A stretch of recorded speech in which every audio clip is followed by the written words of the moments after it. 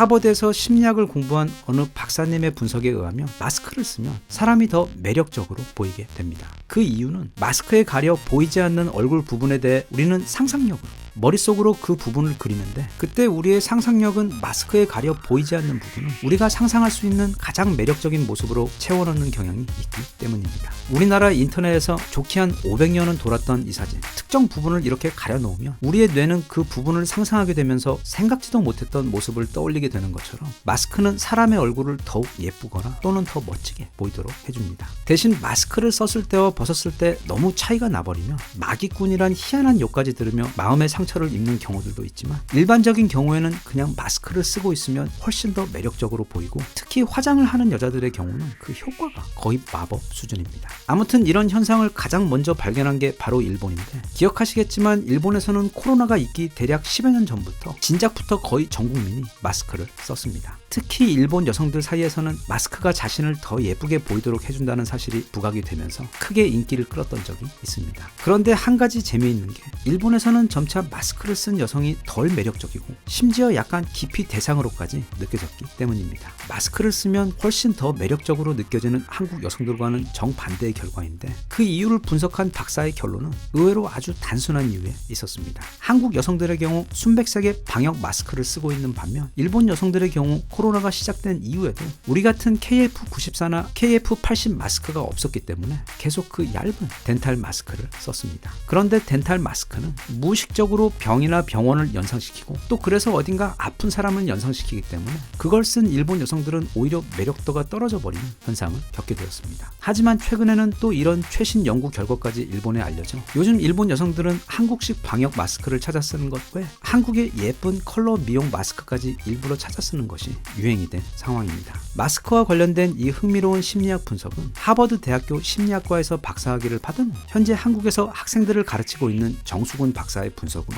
심리학자로서 그는 만 3년에 걸친 이 힘겨운 코로나 시국이 우리의 뇌와 마음을 어떻게 변화시켰는지 연구하고, 또 그래서 어떻게 하면 이제 막 시작되고 있는 포스트 코로나 시대를 우리 모두 건강하게 준비할 수 있는지를 정리하여 쓴 책 팬데믹 브레인에서 앞서 본 마스크 관련 이야기들 외에 이 코로나 시국과 관련된 우리 생활의 많은 부분들에 대해 여러 흥미롭고 중요한 이야기들을 전하고 있습니다. 일단 이번 코로나 시국은 우리 인류가 근대에 와서 겪은 가장 대규모의 사회적 고립 실험입니다. 즉 우리 중 대부분은 이전에는 한 번도 이런 격리나 고립을 경험해보지 못했고, 또 그래서 그게 우리 정신에 얼마나 큰 영향을 미치는지 아직 아무도 모릅니다. 연구 결과에 의하면 우리의 뇌를 직접적으로 손상시키지는 않지만 대신 우리의 정신건강을 크게 악화시킵니다. 19개국의 긴급 상담 전화를 분석한 결과 2019년 본격적으로 격리가 시작된 시점부터 이후 약 2년 동안 각종 정신건강 이상을 호소하는 긴급 전화들이 급격하게 치솟았고, 본인이 인지하지 못하고 있는 내적 스트레스가 엄청난 수준으로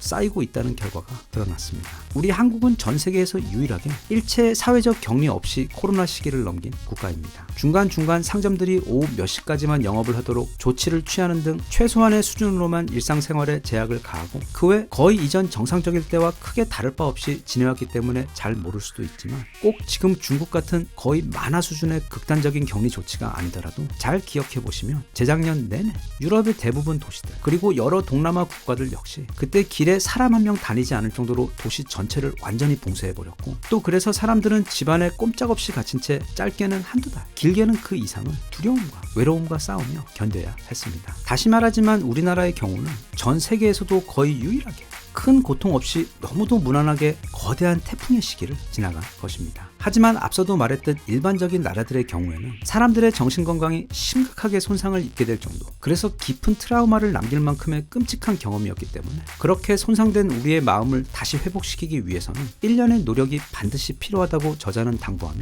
몇 가지 조언을 나눕니다. 우선 저자가 조언하는 첫 번째 방법은 본인을 즐겁게 해줄 새로운 경험을 하는 것입니다. 왜냐하면 과학자들이 무인도에 홀로 남겨졌던 사람들이나 우주 정거장에서 홀로 오랜 시간 근무했던 우주 비행사들, 또는 남극 남극 기지에서 주변과 단절된 채 1년 이상씩 지내야 했던 연구원들의 뇌를 검사해본 결과 다들 겉으로는 멀쩡해 보였지만 뇌의 크기도 줄어들었고 특히 기억을 관장하는 해마의 크기가 몰라보게 줄어들었는데, 그런데 특히 문제는 그런 뇌를 회복시키는 기능을 하는 뇌유래 신경영양인자의 경우 그들이 우주 정거장이나 남극 기지에서 복귀해 집에 돌아온 이후에도 한동안 회복되지 못했다는 점입니다. 이런 뇌의 변화는 본인은 전혀 눈치채지 못하고 있을 수도 있지만 당연히 업무 능력도 떨어지고 무엇보다 쉽게 스트레스에 반응하게 되며 또 자신감도 떨어뜨리게 되어 전반적인 일상생활과 사회생활의 능력 저하를 초래하게 됩니다. 그래서 본인의 의식적인 노력이 있어야만 나의 뇌가 다시 정상 수준으로 건강하게 회복될 수 있는데, 그 가장 좋은 방법이 나를 즐겁게 해줄 새로운 경험을 하는 것입니다. 전에는 가보지 않았던 새로운 곳으로 주말 여행을 떠나거나 평소에 하지 않았던 새로운 취미를 시작해 본다거나 온라인 동호회 같은 것에 가입하여 새로운 사람들을 만나보거나, 또는 전에는 게임을 좋아하지 않았지만 이번에 엑스박스나 새로 나온 VR 기기 등을 구입해서 게임을 시작해 본다거나, 또는 평소에 사고 싶었지만 망설였던 장난감 같은 것을 사서 즐긴다거나 하는 시도로 1년의 새로운 경험을 하게 되면 기존의 똑같은 경로 안에 갇혀있던 우리 뇌 속 회로들이 새로운 경로를 만들어내며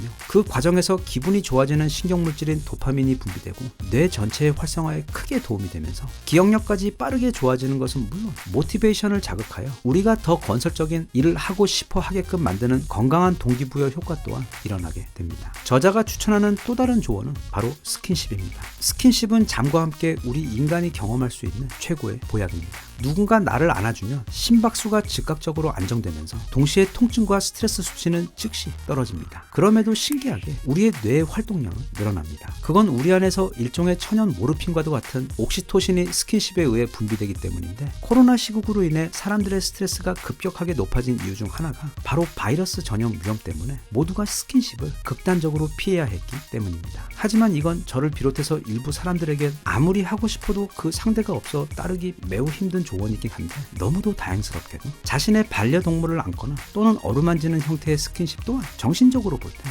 우리에게 비슷한 긍정적인 효과를 주기 때문에 대체 방법이 될 수 있습니다. 코로나로 인해 작아지고 약해진 우리의 뇌와 마음을 회복시킬 가장 쉬우면서도 효과적인 조언 중 세 번째는 바로 잠입니다. 너무도 당연한 말 같지만 그러면서도 가장 지켜지지 않고 있는 우리 생활 건강 규칙이 바로 잠입니다. 아직도 우리 인류는 잠에 대해 아는 게 그리 많지 않습니다. 사실 우리가 왜 매일 밤 자야 하는지도 완전히 알지 못하며 잠이 든 이후 우리의 정신은 어디로 가는지, 그 꿈이라는 생생한 평행 현실은 또 무엇인지 모르는 게 너무도 많습니다. 그런데 딱 한 가지 과학자들이 아주 확실하게 알고 있는 게 있습니다. 바로 잠의 기능입니다. 어떤 뇌 과학자의 표현에 따르면 잠이란 건 온갖 종류의 도구가 다 들어있는 스위스 칼 같아서 우리가 깨어있는 상태에서 일상생활을 하며 마음과 정신에 어떤 상처를 받았던 간에 잠이 그 회복과 해결 방법을 가지고 있을 확률이 매우 높다고 표현했습니다. 잠이 어떻게 우리 정신이나 마음을 고치는지 그 세세한 과정이나 원리는 아직 밝혀내지 못하고 있지만, 분명한 것은 제대로 한 잠 푹 자고 나면 단순히 기분만 달라지는 게 아니라 생각 또한 달라진다는 점입니다. 따라서 커다란 고민이 있거나 누군가와 싸웠다거나 쉽게 풀리지 않는 어려운 문제를 붙들고 싸우는 경우에는 하루 정도 제대로 투자해서 아주 푹 깊고 편안한 잠을 자보는 게 최고의 해결 방법이 되는 경우들이 적지 않습니다. 밤에 잠을 잘 자기 위해서는 여러 조언들이 있지만 두 가지만 꼽자면, 낮에 생활하는 동안 최소한 대략 30분 정도는 밖에 나가 피부로 햇살을 맞는 것입니다. 그러면 몸의 멜라토닌 생성 주기와 내부 생체 시계가 바로잡히며 밤에 쉽고 더 편하게 잠에 들 수 있고, 또 다른 방법은 잠자기 대략 30분 정도 전에 뜨거운 물로 샤워를 하는 것입니다. 샤워를 하며 높아진 몸의 온도가 몸을 씻고 침대에 들어올 때쯤 되면 잠에 들기 이상적인 온도로 떨어지고, 기분 또한 노곤하고 편안하게 되어 쉽게 깊은 잠에 빠져들 수 있게 됩니다. 다른 나라들의 경우 긴 봉쇄와 격리 때문에 발생한 스트레스 때문에 사람들이 잠을 못 자 큰 고통을 받고 있다고 하여 이 방법이 적극적으로 제한되고 있는데, 우리나라의 경우 코로나 시국과는 별개로 그냥 전 세계에서 가장 잠을 안 자는 사람들이기 때문에 특히 우리에게 필요하고